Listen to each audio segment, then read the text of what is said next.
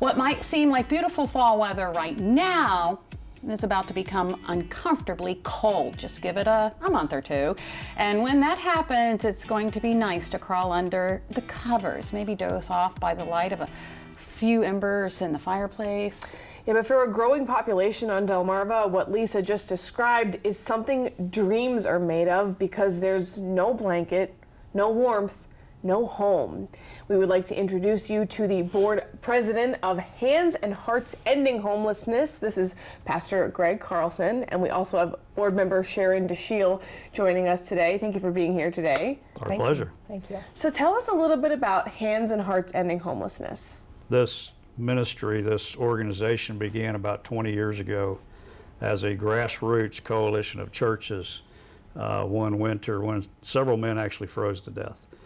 And so some churches got together and says, we got to do something about this. And so a number of churches here in Salisbury have supported this for the last 20 years and gone from church to church to church, a week here, 2 weeks there, and so on and so forth. So churches, organizations, Salisbury University, a number of civic organizations have helped to support this, even the city of Salisbury through their homeless division. And pre-COVID, one of my church members, Walter Davidson, was asked to take on leading this group, and then COVID hit, and it became hard to go from church to church to church, and he was able to secure the Langler Memorial Building at Wicomico Presbyterian, where we housed them in for several winters.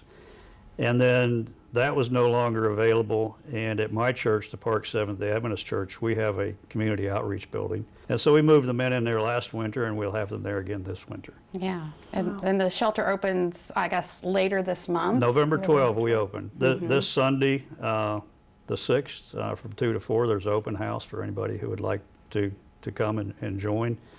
One of the things we've done is taken this from a coalition of churches. It's now become its own nonprofit. The answer to this might seem obvious, but who are you guys trying to reach? This shelter's for homeless men in the community. Our goal is to find housing for them, get things. I mean, imagine not having your own identification. You don't have an identification card. You don't have a social security card. And so many basics that we take for granted, these men may have lost in moving from place to place, something like that.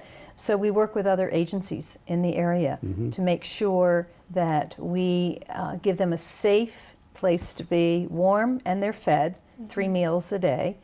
We open 7 days a week and 5 months.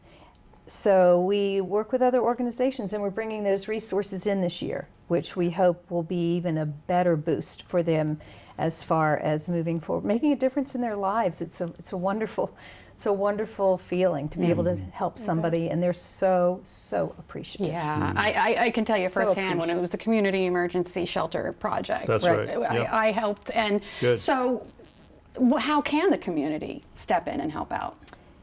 If you go to our website, and I think it's on Delmarva Life's site, and we need volunteers that will work the 2 shifts for registration. And those, you can sign up and come with a buddy. That's the best thing to do. When we did it at our church, we did the same. Buddies would get together, and I used to man it when it was down, and we'd play cards and things like that. So volunteer, sign up to volunteer for registration. Also sign up to bring snacks, and we have a list of the snacks on the website as well. Breakfast and lunch. They're given breakfast before they leave in the morning. We do a packed brown bag lunch. And then what we're so proud of ourselves for is that there's a hot meal served every night for dinner. And that kind of, you can go to bed feeling your tum's full and you're ready to go. And donations, financial donations, and some people just aren't comfortable and can't get out.